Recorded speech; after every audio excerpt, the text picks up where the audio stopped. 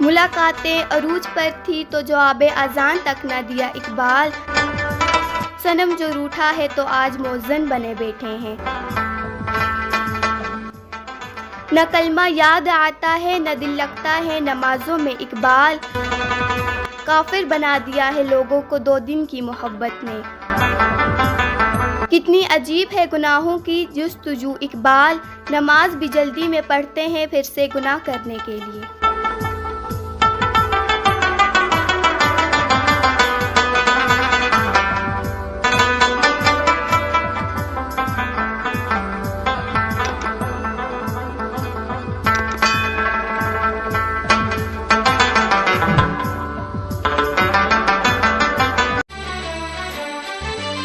ابتدا ہے رب جلیل کے بابرکت نام سے، جو دلوں کے راز بڑے خوب جانتا ہے۔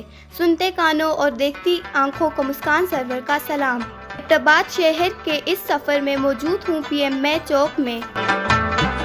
دائیں جانب سڑک جو آپ دیکھ رہے ہیں یہ سیدھی جاتی ہے پاکستان ملٹری اکیڈمی۔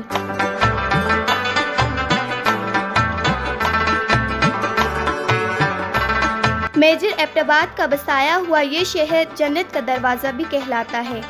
میں اپنے ڈھنگ سے تصویر کرتا ہوں زمانے کو، نکلتا ہوں اکیلا ساتھ میں لشکر نہیں ہوتا۔ ناظرین، ایبٹ آباد شہر بطور فوجی چھاؤنی اپنی شہرت رکھتا ہے۔ پس منظر میں آپ دیکھ سکتے ہیں آرمی برنہال کالج۔ کیا آپ جانتے ہیں کہ ایبٹ آباد کو اسکولوں کا شہر کہا جاتا ہے؟ اس کا منہ بولتا ثبوت یہ ادارہ ہے۔ کنٹونمنٹ بورڈ ایبٹ آباد میں ایف سینٹر کے باہمی اشتراک سے یہ لیڈیز اینڈ چلڈرن پارک کا آغاز کیا ہے۔ یقین جانیے نہایت ہی دلچسپ ہے۔ ایڈلٹس کی انٹری فیس 20 روپے ہے جبکہ 5 سال کے نیچے بچے فری ہیں۔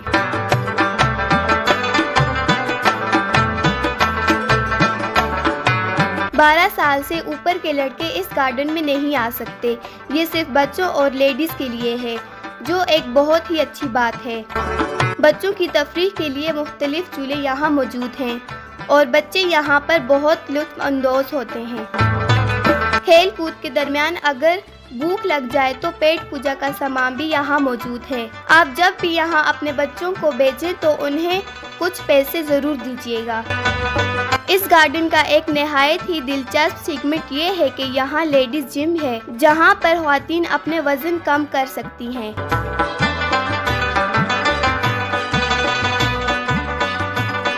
ناظرین، ایبٹ آباد میں 2 تفریحی گارڈنز ہیں، ایک یہ جس میں میں ابھی موجود ہوں اور دوسرا لیڈی گارڈن ایبٹ آباد جس کی سیل میں آپ کو گزشتہ ویڈیو میں کروا چکی ہوں۔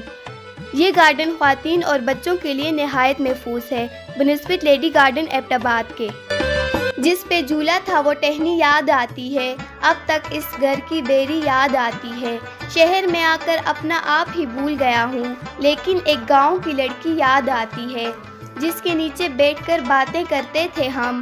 سبز کھجوروں کی وہ چھتری یاد آتی ہے، نہر کنارے کپڑے دھونے آتی تھی وہ، بہتے پانی کی بے چینی یاد آتی ہے، کیکڑ کے پھولوں کی ہلکی ہلکی بارش اور وہ مہکی مہکی مٹی یاد آتی ہے۔ ایک مزار پہ پہلی بار اسے دیکھا تھا، ساون جیسی آنکھوں والی یاد آتی ہے۔ شکل کی خوبصورتی محض آنکھوں کو بہاتی ہے لیکن کردار کی خوبصورتی دلوں کو فتح کر دیتی ہے۔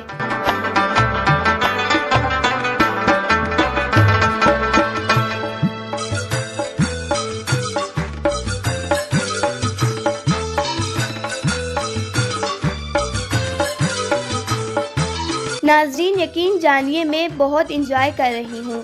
جب بھی آپ ایبٹ آباد آئیں تو اپنی فیملی کو اس گارڈن میں ضرور لائیے گا۔ لفظ فیملی سے مراد ماما اور مما کی پریاں ہیں۔ یہاں مگرمچھوں کو اندر نہیں آنے دیا جائے گا۔ خوبصورت تھا اس قدر کہ محسوس نہ ہوا، کب کیسے اور کہاں میرا بچپن چلا گیا۔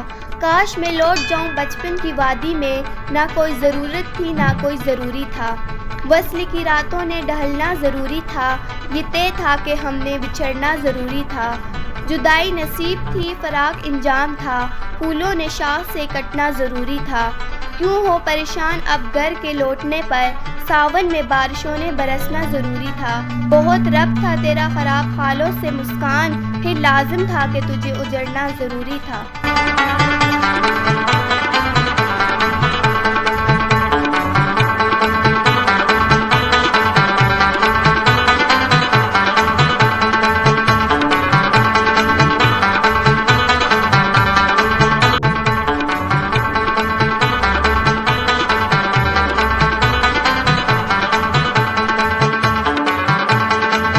عزیزان من میں موجود ہوں پاکستان ملٹری اکیڈمی کے سامنے۔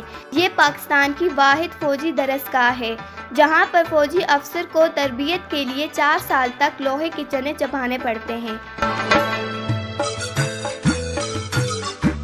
پس منظر میں یہ عمارت بلوچ سینٹر ایبٹ آباد ہے۔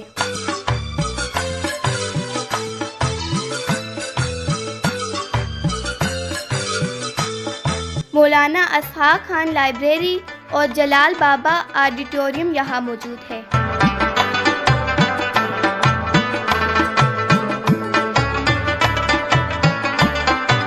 شملہ پہاڑی جاتے ہوئے بلندی سے مظاہرہ کیجیے ایبٹ آباد شہر کا۔ زندگی میں ایک بار ایبٹ آباد ضرور آئیے گا، میرا وعدہ ہے آپ کو عشق ہو جائے گا اس شہر سے۔ شملہ پہاڑی ایبٹ آباد کا ایک نامی گرامی تفریحی پارک ہے اور موسٹ وزٹڈ پلیس ہے ایبٹ آباد میں۔ کچھ برس قبل شملہ ہل ایک قدرتی پہاڑی تھی، جبکہ صوبائی حکومت نے تزئین و آرائش کر کے اسے ایک آئیڈیل پکنک اسپاٹ بنا دیا۔ آئیے میرے ساتھ، میں آپ کو شملہ ہل کی سیر کرواتی ہوں۔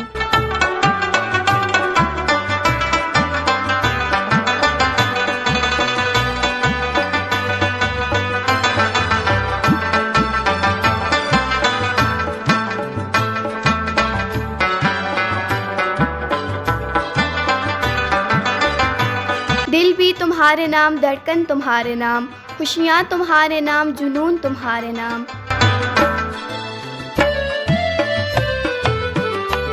تجھ پہ قربان کروں یہ موسم بہار، بادل تمہارے نام، ساون تمہارے نام۔ خوشبو کی لہر، پھولوں کا ہر پہر، غنچے تمہارے نام، گلشن تمہارے نام۔ ہے مہر و ماہ کی چاہ تجھ پہ ہی نگاہ، تارے تمہارے نام، کرن تمہارے نام۔ ابن جہاں جو لکھتا ہے جو صبح و شام، غزلیں تمہارے نام، سخن تمہارے نام۔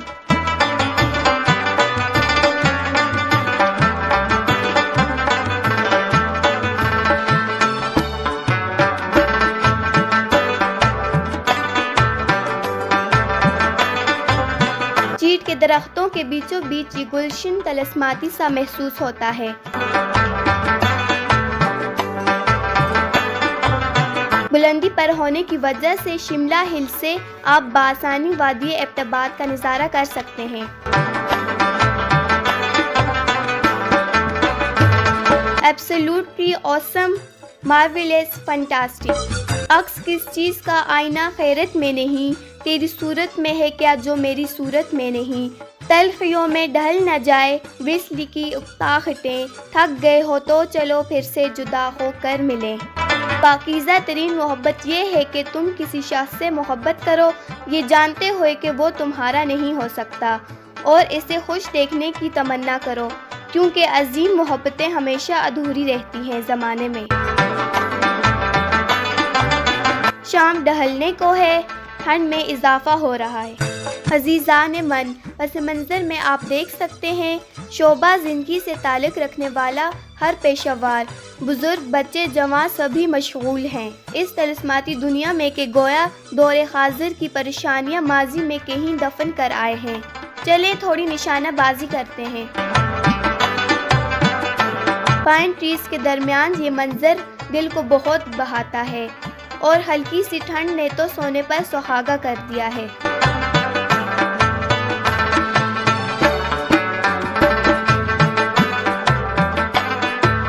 تفریح ہو اور پربت کا سفر ہو تو بھوک تو لگتی ہے۔ ملاحظہ کیجیے باربیکیو ایک مختلف انداز میں۔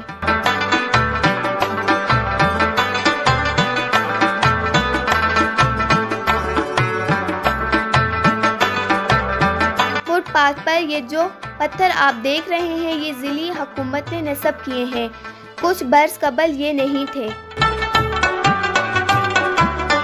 ہزاروں سے بگاڑی تھی تجھے اپنا بنایا تھا، حشر تک یاد رہے گا کسی سے دل لگایا تھا۔